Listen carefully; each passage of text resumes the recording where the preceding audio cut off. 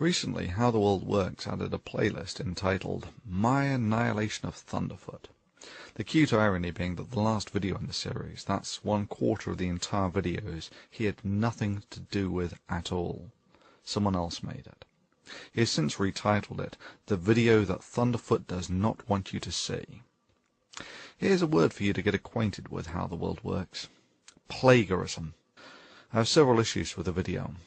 There is, of course, the amusing irony that How the World Works plagiarized video about the invalidity of what he cites as my ad hominem attacks would be ad hominem attacks by his own definition. You're half a step away from calling him Four Eyes or telling him that your dad can beat up his dad. But more than that, when in the very clip that he shows to compare my video to How the World Works, there is a clock in the corner of my video giving people an idea about the rhetoric density. He then compares this to about 15 seconds cut out of 2 10-minute videos in which he finds a comparable number of derogatory terms. Many would see this form of cherry-picking as intentionally misleading, as it cuts out 99% of the video and context from which it's clear why I reach the level of disdain that I have for How the World Works. Allow me to make this clear. An ad hominem attack as a logical fallacy is when it is used as a substitute for an argument. Invariably the terms that I use are derived from or are a consequence of presented arguments. And yes, I make no secret of my disdain for someone who engages in actions as antisocial as selling disinformation and conspiracy theories, especially ones which may end up affecting the future of mankind, for cash. The second that North Korea got a missile and was threatening to launch it, we should have bombed the missile site. Period. I think branding this jerk as Captain Stares-a-Lot is both fitting and humorous under the circumstances. Similarly, Mr. Buster correctly quotes me as saying that I do not attempt to monetize the Thunderfoot channel, as this could be used as an unfair criticism from suggesting a conflict of interest or some such. And yeah, that does put a fiscal value on the level to which I honor the integrity of this channel. He then suggests that I am a hypocrite due to my criticism of How the World Works. But of course, it is an entirely fair criticism of How the World Works. He is a money-grubbing subscriber whore, and the fact that I do not attempt to monetize my channel to maintain its integrity does nothing to nullify this. But let's be fair about this, and watch another 30-second video that How the World Works has since deleted, so that we can more fully make up our mind. Hi everyone, today is the new year, and I just want to thank everybody who subscribed to my new channel, How the World Works. Everyone knows that I was hoping to get around 200 subscribers by today. I got around 330. So everyone who subscribed, thanks a lot. And if you haven't subscribed, go over to How the World Works and subscribe right now. I'm going to be offering some promotional prizes for subscribers, and I'm going to be creating some new videos, so you're going to want to check them out. Go over there, subscribe to How the World Works. Hope you have a good new year. And yeah, his intentions and his motives are relevant. Intentionally making money through disinformation is significantly worse than merely making money through disinformation. You clearly disagree with some of the arguments that were made. Let's take, for instance, slavery. His relation of capitalism to slavery was not only a display of his gross misunderstanding of capitalist fundamental roots, but an abject attempt to pull on the heartstrings of his viewers, despite a completely irrational and non sequitur argument. With respect to slavery, I say that no, by historical observation, slavery can function perfectly happy within society if the society permits it, and it has done so for several thousand years. And yes, the American slave trade demonstrates explicitly that capitalism has no issues about slavery. To say that I misrepresented or misquoted anything here is simply a denial of reality and history. Similarly, claiming this is merely an appeal to emotion is just not true. Its effects are directly relevant today. A brief history of the United States. About 250 years ago, the country was founded with a Declaration of Independence, after which, for about 100 years, slavery and the slave trade were acceptable and profitable in the United States. And yes, profitability is the only metric of success in capitalism. And yes, there are exceptionally brutal elements to this. Look at the practice of slave breaking. For obvious reasons, slavery was financially more expedient for menial work than employing free men. About 150 years ago there was the Civil War, when it was decided that slavery was really not terribly ethical.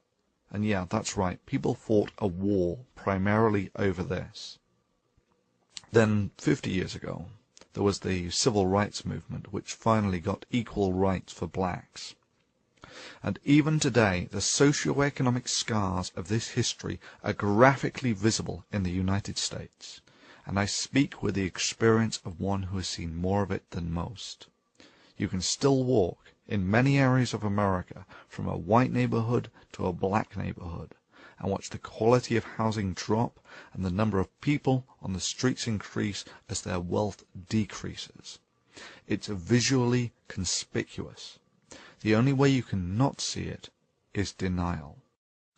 Well, does anyone have any comments on the effectiveness of the healing of these socio-economic scars in a primarily capitalistic society over the past quarter of a millennium?